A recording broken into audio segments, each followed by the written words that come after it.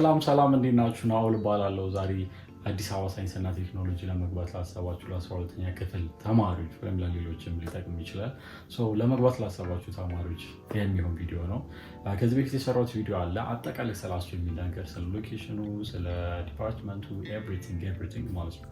እዛ ላይ ላይክ ሞር ዲቴል የሆኑ ነገሮችን ማግኘት ትችላላችሁ። እዚህም ደግሞ ተማሪ ሆኜ እዛ ስላለፍኩኝ በተማሪ ፐርስፔክቲቭ ላይፋችሁን ሊያከብድባችሁ የሚችል ወይም ደግሞ ሊያቀልላችሁ የሚችል ኢምፖርታንት ነገሮች ከግቢ ከመግባታችሁ በፊት ማወቅ አለባችሁ የማስባችሁን ነገሮች አጋራችኋለሁ። ያኛውን ቪዲዮ አይታችሁት ወደዚህ በመጡ በጣም አሪፍ ነው። ቪዲዮውን ከላይ ታገኙታላችሁ። በዚህም ቪዲዮ ግን አጠቃላይ እንደ ተማሪ ብዙ ሰው ከገባ በኋላ ሲቸገርባቸው ያየኋቸውን ነገሮች፣ ስለ አካባቢው የት አካባቢ እንደሚገኝ፣ ግቢ ውስጥ ያለው ላይፍ እንዴት ነው፣ ወጪስ እንዴት ነው፣ ወጪ ያለው ወይ ውድ ነው እንደ ዛ ለመኖር የሚለውን አጠቃላይ ይጠቅማችኋል፣ እንደ ተማሪ ያስፈልጋችኋል፣ ለውሳኔያችሁ ይጠቅማችኋል ብዬ ማሰባችሁን ነገሮች ነው የምነግራችሁ። ቪዲዮን ከመጀመራችሁ በፊት ላይክ እና ሰብስክራይብ አድርጉ። እኔም እንደናንተ ተማሪ ነኝ። በጎን ዩቲዩብ እየሞከርኩኝ ነው። እንደምንም አድርጋችሁ 1000 አስገቡኝ። ይጠቅማል ብላችሁ ላሰባችሁ ሰው ደግሞ ሼር አድርጉላችሁ። ቀጥታ ወደ ቪዲዮ እንግባ። የመጀመሪያው የምናየው ነገር ምንድነው? ዲፓርትመንት ነው። አብዛኛው ሰው አብዛኛው አሱ ከገባ በኋላ የሚቸገረውን ነገር ነው ምላችሁ በደንብ ያጋጠመኝ ማለት ነው። ብዙ ሰው አዲስ አበባ መሆኑን ነው የሚያየው፣ ወይም ደግሞ በቃ ጥሩ ዩኒቨርሲቲ ነው፣ ጎበዝ ተማሪዎች ናቸው እዛ የሚገቡት አይነት ኢንፎርሜሽን ብቻ ሰምቶ ነው የሚገባው እና ስለ ዲፓርትመንቶች ብዙ ያጠራል። እዛ ከሄድኩም በኋላ ፊገራው ታደርጋለሁ ምናምን ብሎ አስቦ ነው የሚገባው። አስቱ ውስጥ ያሉት ዲፓርትመንቶች 13 ዲፓርትመንቶች ብቻ ናቸው። እንደ ሌላ ዩኒቨርሲቲ 50 70 ምናምን አይደለም ያለው፣ 13 ብቻ ናቸው ያሉት። አራቱም ከ13ቱም አራቱ የአፕላይድ ዲፓርትመንቶች ናቸው። ጂኦሎጂ፣ ባዮቴክ፣ ፉድ ኤንድ ኒውትሪሽን እና ኢንዱስትሪያል ኬሚስትሪ። 9ኙ ደግሞ የኢንጂነሪንግ ዲፓርትመንቶች ናቸው ማለት ነው። 9ኙ ምንድን ናቸው? ኤሌክትሪካል ኢንጂነሪንግ፣ መካኒካል ኢንጂነሪንግ፣ ኤሌክትሮሜካኒካል ኢንጂነሪንግ፣ ኬሚካል ኢንጂነሪንግ፣ ኤንቫይሮንመንታል ኢንጂነሪንግ፣ ማይኒንግ ኢንጂነሪንግ፣ ሶፍትዌር ኢንጂነሪንግ እና አርክ ናቸው። በመጨረሻም ደግሞ ሲቪል አለ ማለት ነው፣ ሲቪል ኢንጂነሪንግ ማለት ነው። እነዚህ 9ኙ ዲፓርትመንቶች ናቸው። ቅድም ያልኳቸው ደግሞ አራቱ የአፕላይ ዲፓርትመንቶች ናቸው ማለት ነው። አብዛኛው ሰው ሌሎችን ዲፓርትመንቶች ፈልጎ ነው የሚመጣው፣ ላይክ እንደ ዶክተር፣ እንደ ፋርማሲ፣ ሌሎችም የናቹራል ዲፓርትመንቶች ማለት ነው። አሁን የነገርኳችሁ ዲፓርትመንቶችን ነው በዲግሪ ደረጃ የሚያስተምረው ማለት ነው። በማስተርስ ሲሆን በፒኤችዲ ሲሆን ይለያያል። በዲግሪ ደረጃ የሚሰጣቸው ሰብጀክቶች እነዚህ ናቸው።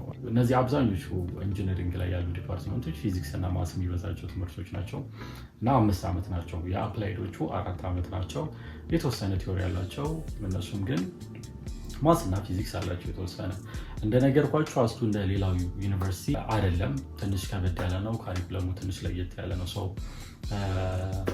ፊዚክስ እና ማስ ላይ በጣም ጎበዝ ከሆናችሁ በጣም ቀላችሁ ልትማሩ ትችላላችሁ። የምትፈልጉት ዲፓርትመንቱን ከገባችሁ እንዲሁ ቀላችሁ ልትማሩ ትችላላችሁ። ደግሞ አዲስ አበባ መሆን ፈልጋችሁ ቀለል ብላችሁ እንድትማሩ ከፈለጋችሁ ደግሞ ቀለል ያሉ ዲፓርትመንቶችን መምረጥ ትችላላችሁ ማለት ነው። አፕላይድ በአንጻሩ ቀለል ያለ ዲፓርትመንቶች ነው ያሉት በውስጡ።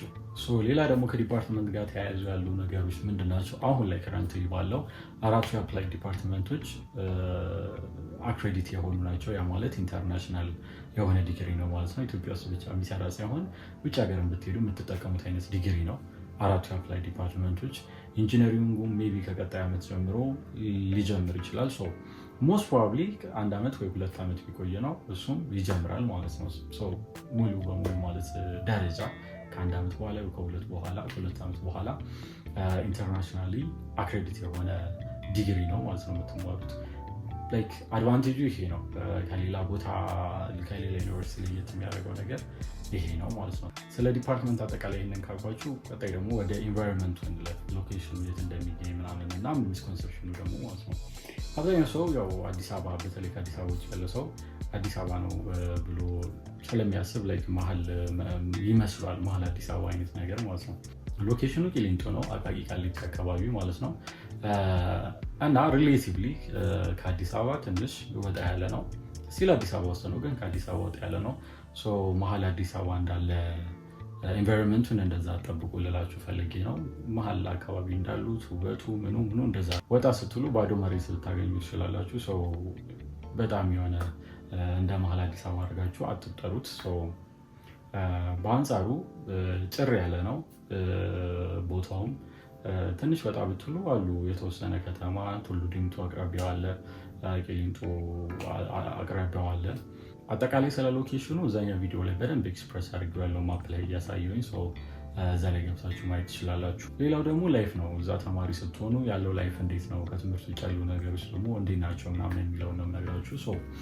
ላይፉ ትምህርቱ ትንሽ ከበድ ይላል እንዳልኳችሁ፣ ቀለል ያለ ማድረግም ትችላላችሁ እናንተ ቀድማችሁ ካነበባችሁ ላይክ ቀለል ያለ ነው። ባይዘዊ ትምህርቱ ከባድ ነው ስላችሁ ላይክ እንደ ሃይስኩል ነገር አይደለም ነው ገብቶችላ። የሆነ ሄዳችሁ ፋይናል ላይ ስትደርሱ ምናምን ብታነቡ ጥሩ ውጤት ታመጡ ትችላላችሁ፣ ግን ሞስት ፕሮባብሊ አብዛኛው ሰው የሚያነበው እንደዛው። ለማንኛውም ላይፉ ከክላስ ውጪ የተለያዩ ክበቦች አሉ። ላይክ ኮዲንግ መማር የምትፈልጉ ኮዲንግ የሚያስተምሩ አይነት ኮሚኒቲ አለ። የተለያዩ ኮሚኒቲዎች ማለት ነው። ጥበብ ላይም ያለ ሙዚቃ፣ አርት እንደዚህ አይነት ቦታ ላይ ያሉ ክበቦች አሉ። ግራፊክስ የምሰሩ ላይክ ኤቭሪ ስኪል አሁን ላይክ አብዛኞቹ ስኪሎች ላይ የሚሰሩ ራሳቸው እንደዚህ አይነት ኢንትረስት ያላቸው ሰዎች ግሩፕ አይነት እንትኖች አሉ። እዛ ውስጥ ገብታችሁ ማሳለፍ ስላላችሁ ከክላስ ውጭ ያለውን ነገር። በተጨማሪ ደግሞ ሃይማኖታዊ ነገሮቹ ጥሩ ናቸው። አስቱ ውስጥ ኦርቶዶክስም ከሆናችሁ ፕሮቴስታንትም ከሆናችሁ ሙስሊምም ከሆናችሁ የራሱ የሆነ ኮሚኒቲ ያለው እዛ ጋር የምታሳልፉት ነገር አሪፍ ነው። ከዛ ውጭ ብዙ ኢቨንቶች ይዘጋጃሉ አስቱ ውስጥ።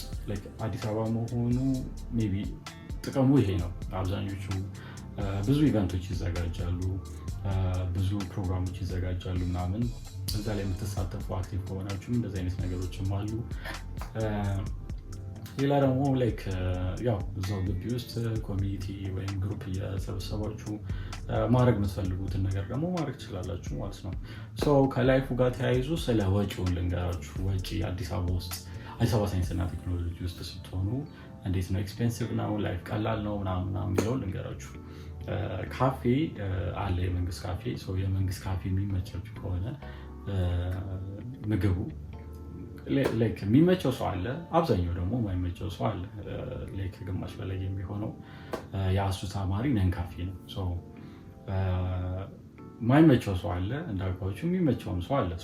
ከግቢ ከካፌ ውጭ የምትጠቀሙ ከሆነ የተወሰነ ስላይትሊ ኤክስፔንሲቭ ነው፣ ግን ደግሞ ከሌላ ዩኒቨርሲቲ አንጻር ነው እንጂ ኤክስፔንሲቭ ያልኳችሁ እንደ ውጭ ደግሞ አትሆኑ። አሁን ውጭ ብትወጡ የምታወጡትን አይነት ወጪ ግቢ ውስጥ ስትሆኑ አታወጡ። ምክንያቱም ቀለል ያለ ነው ለተማሪ ተብሎ ስለሚዘጋጅ ቀለል ያለ ነው።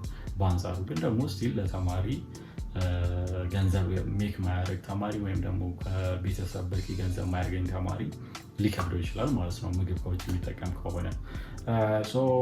ሱቆች አሉ ግቢ ውስጥ እና ብዙ አይነት ምግብ ቤቶች አሉ። አጠቃላይ ደግሞ ስለ ምግብ ቤቶቹ ምን ይመስላሉ ምናምን የሚለውን ለማየት ከፈለጋችሁ የቀድሞ ያልኳችሁን ቪዲዮ ገብታችሁ ብታዩ ሙሉ መረጃውን ታገኛላችሁ። በአንጻሩ አብሬጅ ነው ብለን እንያዝ። ኤክስፔንሲቭም አይደለም፣ ርካሽ የሆኑ ቦታዎች አሉ። ደግሞ ቺፕም ነው አብሬጅ የሆነ ነው። ግን ደግሞ ሞር ብር ለራሳችሁ ማድረግ ብትጀምሩ በጣም ቀላል ይሆናል፣ በጣም አሪፍ ይሆናል ላይፋችሁ ማለት ነው። ሌላው ነገር ላይፋችሁ አስቱ ውስጥ ከሆናችሁ ላይፋችሁን ሊያከብድባችሁ የሚችሉ ነገሮች ምንድን ናቸው የሚሉትን ነገር ልንገራችሁ። አብዛኛው ሰው አስቱ ሲመጣ ሶፍትዌር ኢንጂነሪንግ ብሎ ነው የሚመጣው። ሶፍትዌር ኢንጂነሪንግ ሜይ ቢ ኢንፎርሜሽን በደንብ ሰምታችሁ ከመጣችሁ አብዛኛው ሰው እኔ እዛ በነበርኩበት ጊዜ እንዳለ ሶፍትዌር ኢንጂነሪንግ ነው ብሎ የሚመጣው። የምትፈልጉትን ዲፓርትመንት ካላገኛችሁ ላይፋችሁ ትንሽ ከበድ ሊል ይችላል። ምክንያቱም እንዳልኳችሁ ትምህርቶቹ ቀላል አይደሉም። የተወሰነ ሪሌቲቭሊ ነው ከሌላ ዩኒቨርሲቲ አንጻር ሪሌቲቭሊ ቀላል አይደሉም። ማትፈልጉት ዲፓርትመንት ከገባችሁ ትምህርቱን ቀላል ካልሆነላችሁ ላይፋችሁ የሆነ ሊያከብድባችሁ ይችላል። ሌላ ደግሞ ሊያከብድባችሁ ይችላል ብዬ የማስበው ነገር ምንድነው? ገንዘብ፣ ከገንዘብ ጋር ተያይዞ ማለት ነው። ተማሪ ስትሆኑ ዝም ብላችሁ መማር ትችላላችሁ። ዝም ብላችሁ ክላስ እየገባችሁ ካፌ እየተጠቀማችሁ ኦፍኮርስ እንደዛ ማድረግ ይቻላል። ግን ደግሞ ላይክ አብዛኛው ግቢ ውስጥ ያለው ሰው ወይ ወጪ ያወጣል ወይ ነንካፌ ነው ወይ አለ አይደለ ከሶሻል ላይፉ ጋር አንድ ላይ ለመኖር የተወሰነ ገንዘብ ያስፈልጋቸዋል። ራዘር ከፋሚሊ ጥሩ ገንዘብ ስላችሁ አቨሬጅ የሆነ ገንዘብ ሊኖራችሁ ሊሰጣችሁ ይገባል። ወር እናንተ ሜክ ማድረግ ሊኖርባችሁ ይገባል ማለት ነው። ሜይ ቢ እሱ እንደ ተማሪ ላይፋችሁን ትንሽ ሊያከብድባችሁ ይችላል። ከብዙ ተማሪ ጋር ለመመሳሰል ብላችሁ ካሰባችሁ ማለት ነው። እንዳልኳችሁ ወጪ ምናምን ነገር በጣም ሰብጀክቲቭ ነው። በጣም ያወጣ ሰው አለ፣ ማያወጣ ሰው አለ፣ ዝም ብሎ የሚኖር ሰው አለ። ኢት ዲፔንድስ ጀስት ይሄ ፍሮም ከኔ ፐርስፔክቲቭ ነው ምነግራችሁ ማለት ነው። ሌላ ደግሞ ላይፋችሁን ሊያከብድባችሁ የሚችለው ነገር ምንድነው? ተመሳሳይ ከሆነ ህይወታችሁ ክላስ ዶርም ከዶርም ክላስ ከክላስ ዶርም ምናምን ከሆነ እና ከአሱ ማትወጡ ከሆነ ብዙ ጊዜ አብዛኛው ሰው የአሱ ተማሪ ኦልሞስት ከ80 ከ70% በላይ ከዚህ በፊት ያሉት አሁን ስገቡ አላውቅም፣ ግን ከዚህ በፊት ያላችሁት ከ70% በላይ የሚሆነው የአዲስ አበባ ልጅ ነው። የአዲስ አበባ ልጆች ናቸው አብዛኛውን የሚሞሉት። ከክፍለ ሀገር የሚመጡት ልጆች ጥቂት ናቸው ሪሌቲቭሊ ማለት ነው አዲስ አበባ ካሉት ጋር። የብቸኝነት አይነት ስሜት ምናምን ሊያርባችሁ ይችላል። ከአካባቢያችሁ ብዙ ከመጣችሁ ኦኬ፣ እዛም ተግባቢ ከሆናችሁ ኦኬ። ግን ደግሞ ብቻችሁን ከሆናችሁ ከዶርም ያሉ ልጆች ሁሉ የሚወጡ ከሆነ ትንሽ ሊከብድባችሁ ይችላል። ለዛ ደግሞ መፍትሄ ብዬ የማስባቸው ነገሮች ብዙ አይነት ክበቦች አሉ። ቀደም እንደነገርኳችሁ የሃይማኖት አክቲቪቲዎች አሉ። እነዛ ነገሮች ውስጥ ኢቨንቶች የምትሳተፉ እና አክቲቭ ከሆናችሁ ከሰዎች ጋር የምትግባቡ ከሆነ ላይፋችሁ በጣም ኢዚ ነው የሚሆነው፣ ይቀልላችኋል ማለት ነው። ፕሮባብሊ ሊያከብድባችሁ የሚችለው ቀደም ብቸኝነት እንዳልኳችሁ ነው። ኢንትሮቨርት ከሆናችሁ ከክፍለ ሀገር ብቻችሁን ከመጣችሁ ምናምን ትንሽ ሊያከብድባችሁ ይችላሉ። ግን አብዛኛው ሰው ኢንትሮቨርት የሆነ ሰው ቢግባባም ባይግባባም ችግር የለበትም። ኤኒዌይ እሱ አንድ ፋክተር ሊሆን ይችላል። ሌላውና የመጨረሻው ነገር ደግሞ ስታጠኑ ወይም ስታነቡ ምናምን በሃይ ስኩል ሜንታሊቲ ከሆነ ትንሽ አካዴሚካሊ ሊከብዳችሁ ይችላል። ሃይ ስኩል ሜንታሊቲ እንዴት ነው? ሃይ ስኩል ሜንታሊቲ ስላችሁ አሁን ለምሳሌ አንብቡ ስትባሉ አጠቃላይ ሞጁሉ የምታነቡ ከሆነ ካለ አይደለ መጽሐፉን ምናምን የምታነቡት ነገር 12ኛ ክፍል መጽሐፉን አንብባችሁ ጨርሳችሁ ሪፍረንስ አንብባችሁ ምናምን ነገር ከሆነ ትንሽ ሊከብድባችሁ ይችላል። እንደዛ አይደለም።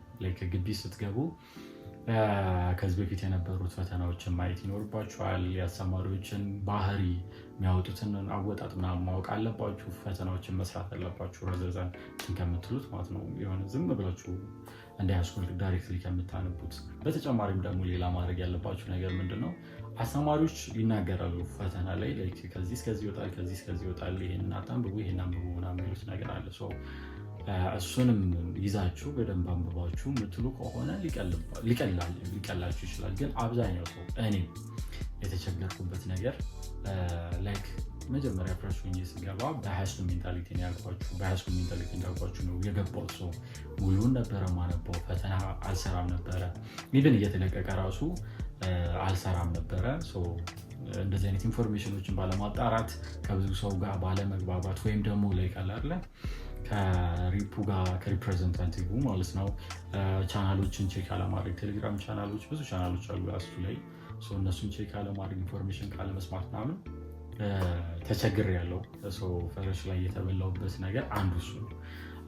እና ኢንፎርሜሽን የምታጣሩ ከሆነ የተባሉ የምታነቡ ከሆነ እና ጥያቄ የሚወጣውን ጥያቄ የምትሰሩ ከሆነ ኦፍኮርስ አሪፍ ውጤት ሳትጨናነቁ ማምጣት ትችላላችሁ። ላይፋችሁ እየከበደ ትንሽ ራሱ አካዴሚክ እየከበደ የሚመጣው ፍሬሽማን ትንሽ ቀለል ያለ ነው። ለኢንጂነሪንጉ ነው የምላችሁ። ፍሬሽማን ቀለል ያለ ነው። ከዛ ሰከንድ ሴሚስተር ፕሪ ኢንጂነሪንግ ትንሽ ከበድ ያለ ነው። ከበድ እያለ ሜይ ቢ ፎርዝ ይር ትንሽ ቀለል ሊል ይችላል። አምስትን ቀለል ሊል ይችላል።